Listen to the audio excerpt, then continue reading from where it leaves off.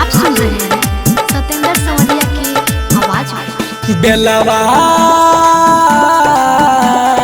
बेलावा के लइका सन के खालू का करे गमना जालू का करे गमना जालू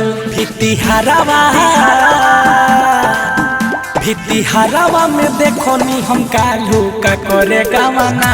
जालू का करे गमना जालू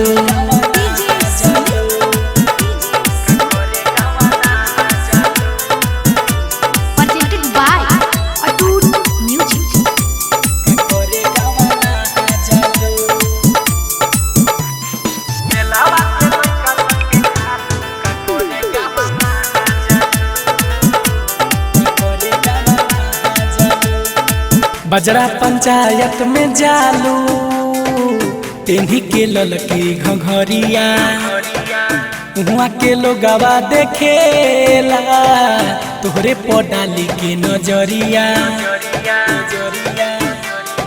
एक करे जा बजरा पंचायत में जालू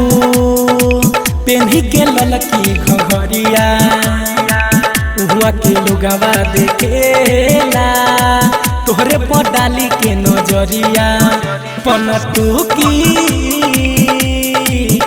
पनटुकी में जाके छुआलू का करे गमना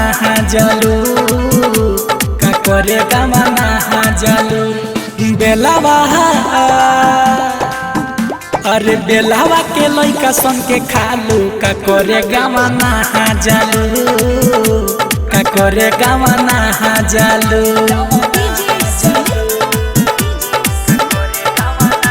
आप सुन रहे हैं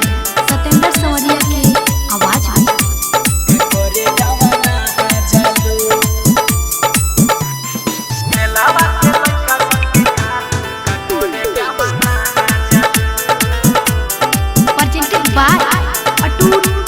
अमूलवा के पेन्ही के सरिया घुमेलू मार्केट मझरिया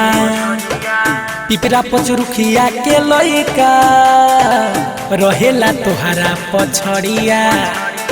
घुमाओ तारू अमूलवा के पेन्ही के सरिया घुमेलू मार्केट मझरिया बोलुआ श्री रामपुर के लइका रहेला तोहरा पिछड़िया सतेंद्र उमेशपुरी पर तू होलू भालू का करे गमना जालू का करे गमना जालू संदीप अरे गुलशन पर तू होलू भालू का करे गमना जालू का करे गमना जालू। Atoot music recording studio Birgunj Nepal.